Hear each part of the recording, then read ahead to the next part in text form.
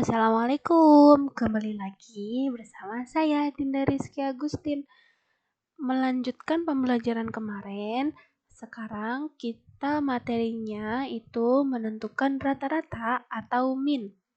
Nah, kalian diharapkan dapat menentukan nilai rata-rata dari suatu data, memahami konsep rata-rata, dan menyelesaikan masalah dan menarik kesimpulan dari suatu data berdasarkan rata-rata.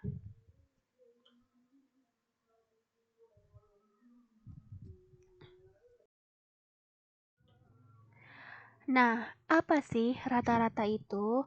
Rata-rata adalah salah satu bentuk dari ukuran pemusatan data. Rata-rata didapat dengan cara menjumlahkan seluruh data dibagi dengan banyaknya data. Kita ke contoh 1. Tentukan nilai rata-rata dari nomor sepatu anak yang mewakili pekan olahraga. Di sini, anak yang mewakili pekan olahraga, nomor sepatunya itu ada nomor 40, 37, 39, 40, 42, 38, 38, 37, 28, dan 40. Nah, kita diketahui jumlah data nih, semuanya ditulis dulu. Nah, setelah ditulis, terus dijumlahkan. Dijumlahkan itu didapat 379. Banyak data itu banyaknya anak yang mewakili pekan olahraga. Di sini dihitung 1, 2, 3, 4, 5, 6, 7, 8, 9, 10. Maka banyak datanya itu 10 anak. Maka rumus dari min adalah jumlah data dibagi banyak data. Jumlah datanya berapa tadi? 379. Dibagi banyak datanya 10. Maka hasilnya itu sama dengan 37,9. Kesimpulannya, jadi rata-rata nomor sepatu anak yang mewakili pekan olahraga adalah 37,9. Oke, selanjutnya kita ke contoh yang kedua. Di sini ada diagram batang dari data banyaknya pengunjung pasien poliklinik Bina Sehat. Nah, di sini hari Senin ada 18 pengunjung, hari Selasa 20 pengunjung, hari Rabu 19, hari Kamis ada 23, hari Jumat ada 21, hari Sabtu ada 17, dan hari Minggu ada 15. Nah, hari dalam satu minggu itu adalah 7. Maka banyak datanya itu 7. Sedangkan jumlah datanya, seluruh pengunjung dari hari Senin sampai hari Minggu itu dijumlahkan. Nah, rumus min adalah jumlah data dibagi banyak data. Sama dengan 133 dibagi 7, maka menghasilkan 19. Jadi, rata-rata pasien poliklinik Bina Sehat dalam satu minggu ialah 19 orang. Selanjutnya kita ke contoh yang ketiga. Perhatikan tabel nilai siswa kelas 8E berikut.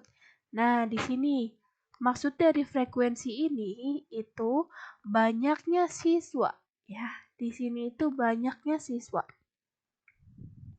Nah, banyaknya siswa yang mendapatkan nilai 5 ini sebanyak 3 orang, yang mendapatkan nilai 6 sebanyak 8 orang, yang mendapatkan nilai 7 sebanyak 10 orang, yang mendapatkan nilai 8 11 orang, yang mendapatkan nilai 9 6 orang, yang mendapatkan nilai 10 itu 2 orang.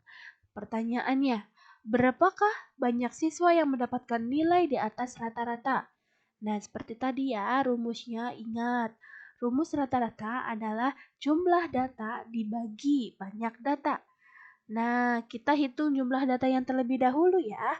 5 dikali 3, karena yang mendapatkan nilai 5 itu ada 3 orang. Ditambah 6 dikali 8, ditambah 7 dikali 10, ditambah 8 dikali 11, ditambah 9 dikali 6, dan ditambah 10 dikali 2. Dibagi, nah banyak data itu sama dengan frekuensi. Jadi dari sini sampai sini itu dijumlahkan akan menghasilkan 40. Nah, setelah ini jumlah datanya dijumlahkan, dioperasikan, diselesaikan, maka didapat 295 dibagi 40. Hasilnya adalah 7,375. Nah, karena pertanyaannya itu berapakah banyak siswa yang mendapatkan nilai di atas rata-rata, nah berarti rata-ratanya itu 7,375. Berarti kita hitung dari anak yang mendapatkan nilai angka 8, dari yang mendapatkan nilai 8. Yang mendapatkan nilai 8 ada berapa? Ada 11. Yang mendapatkan nilai 9 ada 6. 11 tambah 6 berapa? 17. Yang mendapatkan nilai 10 itu ada 2. 17 ditambah 2 berarti 19. Kesimpulannya, jadi yang mendapatkan nilai di atas rata-rata itu ada 19 orang. Nah, sekarang kita ke contoh yang keempat. Nilai rata-rata ujian matematika dari 39 siswa adalah 45. Jika nilai seorang siswa yang mengikuti ujian susulan ditambahkan, nilai rata-rata ujian tersebut menjadi 46. Berapakah nilai siswa yang mengikuti ujian susulan tersebut? Nah, cara menjawabnya itu kita misalkan dulu nilai susulannya menjadi N. Nah, kita hitung jumlah data sebelum ditambahkan. Rumusnya, jumlah data sama dengan min dikali banyak data. Minnya itu berapa di sini? 45. Dikali banyak data. Banyak datanya berapa di sini siswanya? 39. Maka 45 dikali 39 itu berapa? 1755. Sekarang kita sudah menemukan nih jumlah datanya. Sekarang berarti kita mencari nilai siswa yang susulan tadi. Nah, rumusnya min sama dengan jumlah data sebelum ditambahkan ditambah jumlah data susulan dibagi banyak data sebelum ditambah banyak data susulan. Minnya setelah ditambahkan rata-ratanya itu 46. Berarti min 46 jumlah data sebelum ini setelah kita cari tadi 1755 ditambah data susulan, jumlah data susulan. Nah, jumlah data susulan ini N, tulis N. Dibagi banyak data sebelum tadi 39. Ditambah banyak data susulan. Tadi ada berapa orang yang mengikuti susulan? Itu ada 1. 46 sama dengan 1755 ditambah N dibagi 39 ditambah 1 itu 40.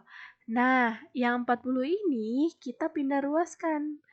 Yang tadinya pembagian ketika pindah ruas akan menjadi perkalian, maka menjadi 46 dikali 40 sama dengan 1755 ditambah N. 46 dikali 40 itu 1840 sama dengan 1755 ditambah N.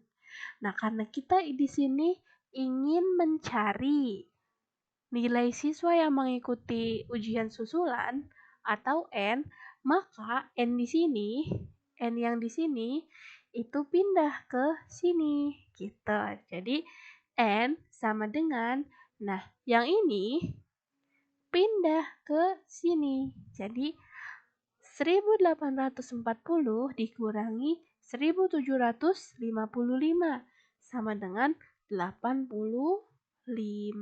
Kesimpulannya, jadi nilai siswa yang mengikuti susulan adalah 85.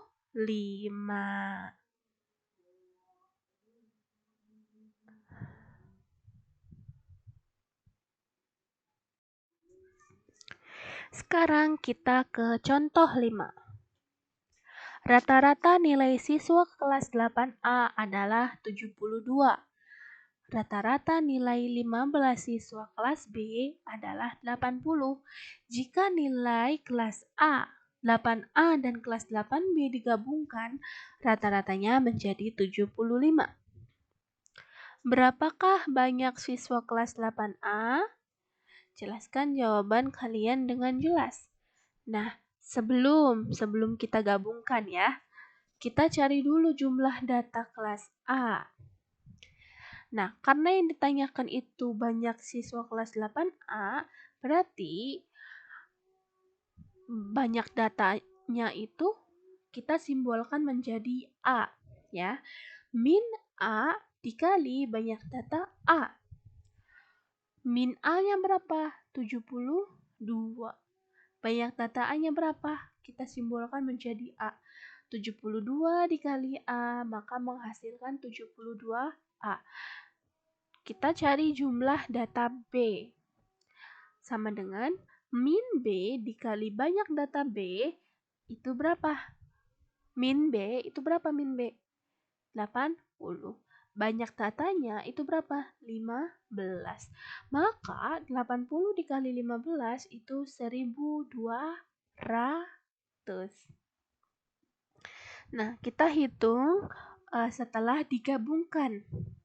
Rumusnya adalah min sama dengan jumlah data A ditambah jumlah data B dibagi banyak data A ditambah banyak data B. Min ketika digabungkan menjadi 75, maka minnya 75, jumlah data A itu 72A dan jumlah data B itu 1200.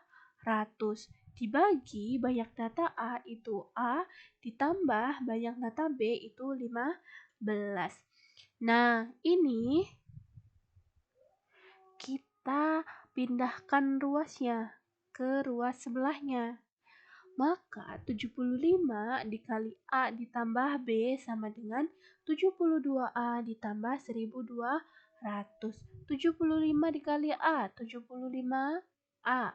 75 dikali 15 itu 1125 sama dengan 72A ditambah 1200. Nah, sekarang kita gabungkan yang tadinya 7A di ruas sebelah sini kita pindahkan ke ruas sebelah sini. Yang tadinya positif kita ubah menjadi negatif. Ketika pindah ruas itu berubah menjadi negatif. Ininya 1125-nya juga kita pindah ruaskan. Ketika awalnya itu positif, ketika pindah ruas itu menjadi negatif.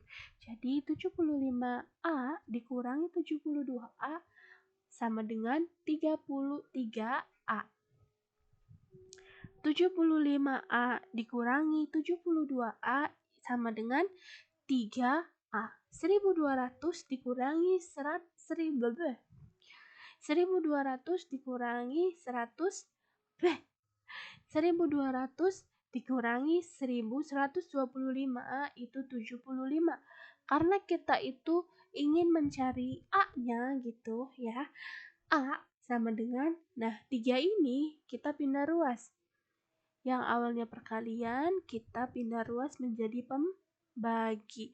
Maka 75 dibagi 3, ini menghasilkan 25. Kesimpulannya, jadi banyaknya data di kelas 8A adalah 25 siswa. Oke, sekarang kita melanjutkan menentukan median dan modus.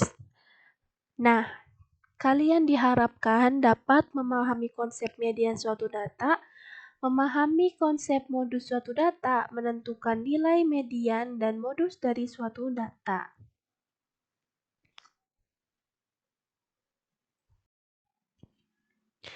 Apa itu median? Median artinya adalah nilai tengah. Nah, median juga itu salah satu bentuk dari ukuran pemusatan data. Median didapat dengan cara mengambil nilai tengah setelah data diurutkan. Nah, jika datanya ganjil, maka rumus mediannya itu adalah median sama dengan data ke N ditambah 1 dibagi 2. Ketika datanya genap, rumus mediannya itu jumlah 2 data tengah dibagi 2 atau data ke N dibagi 2 ditambah data ke N dibagi 2 ditambah 1 dibagi 2. Kita ke contoh. Di sini ada skor perolehan menyanyi atau perolehan skor menyanyi. Di sini datanya ada berapa nih? Kita hitung 1, 2, 3, 4, 5, 6, 7, 8, 9, 10. Datanya ada 10. Nah, untuk mencari median, kita urutkan dulu nih skor terkecil ke skor terbesar. Oke, skor terkecil ke skor terbesar. Nah, karena di sini datanya itu genap, maka kita bisa hitung menggunakan rumus ini atau rumus ini. Kita bisa menggunakan rumus yang ini supaya lebih mudah. Nah, karena banyak data genap, maka median adalah rata-rata data ke-5 dan data ke-6. Data ke-5-nya itu 155, data ke-6-nya itu 145. 135 ditambah 145 itu 280. 280 dibagi 2 itu 140. Maka mediannya adalah 140. Nah, sekarang ke modus. Apa itu modus? Modus di sini itu adalah salah satu bentuk ukuran pemusatan data. Modus didapat dengan cara memilih data yang paling banyak muncul. Pada suatu data biasanya bisa terdapat lebih dari satu modus atau bahkan tidak ada modus sama sekali. Di sini ada perolehan skor menyanyi. Nah, sama untuk mencari modus, kita juga harus mengurutkan data dari yang terkecil hingga yang terbesar.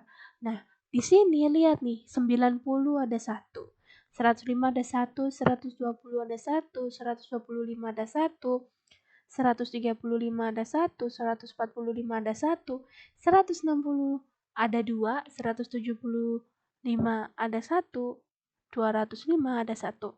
Maka modusnya itu nilai yang paling sering banyak muncul itu 160. Karena 160 ini ada 2. Yang lainnya itu ada 1, masing-masing 1. Maka modusnya adalah 160. Karena 160 adalah nilai yang paling banyak sering muncul. Oke, kita ke contoh 1. Menentukan nilai median dan modus dari tabel frekuensi. Nah, ini tabelnya seperti tadi ya. Maksud dari frekuensi di sini adalah banyaknya data. Nah, jika datanya ganjil, menggunakan rumus yang ini. Jika datanya genap, boleh yang ini atau yang ini. Kita hitung dulu frekuensinya ada berapa. 3 tambah 4, 7, tambah 10, 17, tambah 7, 24, tambah 4, 28, tambah 2, itu 30. Maka banyaknya data itu 30. Nah, karena di sini menggunakannya tabel, maka kita putuskan untuk menggunakan rumus yang ini. Nah, rumusnya tulis dulu ya. Median sama dengan data ke N. N di sini, nih, kalau di rumusnya kan N nih. Nah, N di sini itu diganti 30. Kenapa? Karena N adalah banyaknya data.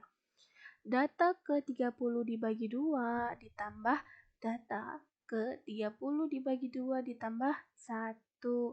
Data ke-15 ditambah data ke-16 dibagi 2. Nah, data ke-15 kita hitung nih. Di sini 3 tambah 4, 7 tambah 10, 17. Maka data ke-15 dan 16 itu letaknya di nilai 7. Data ke-15 7 dan data ke-16 7. 7 ditambah 7 itu 14. 14 dibagi 2 itu 7. Mediannya itu 7. Nah, kita tentukan modusnya. Modus itu paling banyak nilai yang muncul atau data yang paling banyak muncul gitu. Nah, yang paling banyak muncul, kita lihat frekuensi yang paling tinggi. Frekuensi paling tinggi itu kan 10. Ada 10 frekuensinya. Nah, frekuensi 10 ini nilainya berapa di sini? 7. Maka modusnya itu juga 7. Sekarang kita ke contoh kedua dalam menentukan nilai median dan modus dari tabel frekuensi ya. Di sini ada tabel frekuensi diagram batang. Apakah kalian ingat waktu menganalisis data kita juga menghitung atau menganalisis data dari diagram batang. Di sini diagram batang dari data penjualan sepatu olahraga. Nah, yang vertikal ini banyaknya sepatu yang terjual dan yang horizontal ini ukuran sepatu. Nah, sepatu 36 itu terjual 2. Sepatu nomor 37 itu terjual 4. Sepatu nomor 38 terjual 3. Sepatu nomor 39 terjual 6. Sepatu nomor 40 terjual 5, sepatu nomor 41 terjual 12, sepatu nomor 42 terjual 15, sepatu nomor 43 terjual 10, sepatu nomor 44 terjual 8, dan sepatu nomor 45 itu terjual 3. Nah, tadi itu kita jumlahkan. Jadi hasilnya itu 68. Karena 68 ini datanya genap, kita menggunakan rumus yang ini. Oke. Nah, yang tadinya itu data ke N ini kita ganti menjadi 68. Kenapa 68? Karena N-nya ini adalah jumlah data gitu. Banyaknya data. N-nya itu banyaknya data. Nah, selanjutnya data ke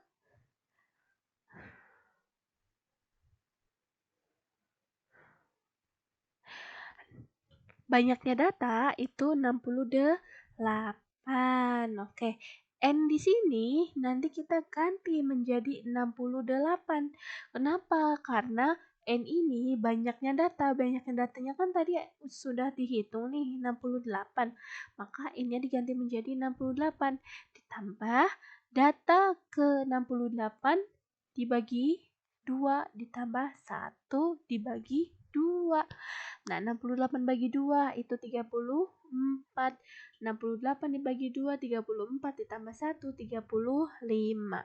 Nah, data ke-34 dan data ke-35 itu terdapat di ukuran nomor sepatu 42. Jadi di sini nih. Data ke-34 dan 35 tuh ada di sepatu nomor 42. Nah, berarti 42 ditambah 42 itu 84 dibagi 2 menjadi 42. Jadi mediannya itu 42. Sedangkan modusnya itu di sini lihat nih. Diagram batang yang paling tinggi. Yang paling tinggi adalah nomor sepatu 42. Maka modusnya itu 42. Oke. Oke, terima kasih banyak atas perhatiannya. Belajar kali ini kurang lebihnya mohon maaf. Wassalamualaikum warahmatullahi wabarakatuh.